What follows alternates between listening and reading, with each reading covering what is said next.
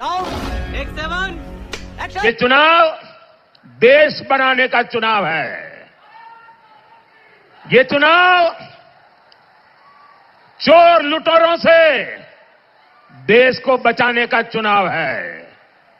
ये चुनाव आपके बच्चों का भविष्य सुनिश्चित करने के लिए चुनाव है।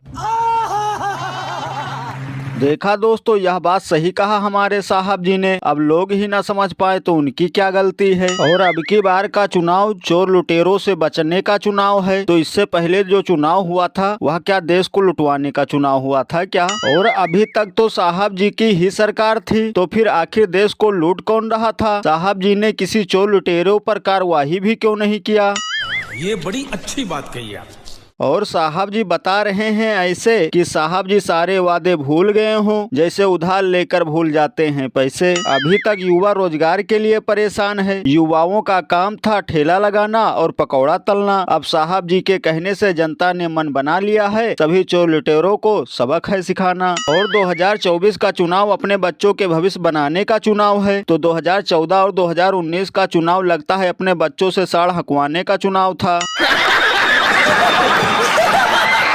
किसानों की 10 साल से कर रहे हैं दुगनी आय, लेकिन आय तो दुगनी नहीं हुई, हो गए दुगने सांड और गाय। लगता है इस भाषण की तरह आय बढ़ाने का मंत्र साहब जी ने उल्टा पढ़ दिया होगा। यह है साहब जी का चुनाव जीतने का फंडा। नहीं तो जून के बाद बेचना पड़ेगा आमलेट और अंडा, तभी चलेगा साहब जी का खर्चा पानी। नहीं गर्मियों में बेचेंगे बोतल में ठंडा पानी।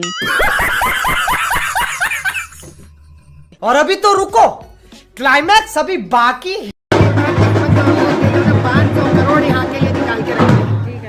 आप हमको जिताएंगे तो आप तक आएगा अम्मा, समझ लीजिए इतना बस। आप आबाद हो जाइए, इसलिए अच्छा हमारे लिए कोई सोचने वाली बात है। ये सब क्या देखना पड़ रहा है? अच्छा है मैं अंधा हूँ।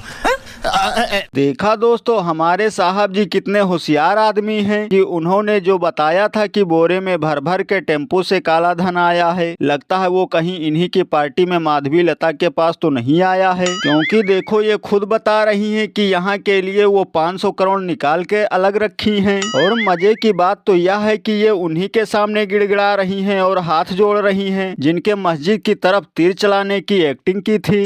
कैसे कैसे लोग रहते हैं यार, लगता है ये पागल हो गया। इसीलिए तो कुछ लोग मजाक मजाक में कहते हैं यही इन नफरती नगीनों का असली चेहरा है। भक्तों को बेवकूफ बनाओ और रात में जाकर मुसलमानों से भीख मांगो। क्या से क्या हो गया देखते देखते, निकल गई सारी हेकड़ी तीर की एक्टिंग करते करते। भाई पहले अंधेरे में तीर चला दिया, फिर जब एहसास हुआ कि तीर उल्टा चल गया है तो तुरंत दर पे कव्वाली गाई, फिर चुपचाप कान में 500 करोड़ का मंत्र फूंक दिया, क्योंकि पता है उधर मुस्लिम आबादी ज्यादा है और गद्दी तो वोट से ही मिलेगी। गजब के लोग हैं यहाँ और गजब है उनकी माया। भक्त लोग हिंदू धर्म के लिए रोते हैं और बीजेपी वाले देखो मुस्लिम के सामने कैसे गिड़गिड़ाते हैं, क्योंकि जब लगी फटने तो भाजपाई भी लगे झुकने।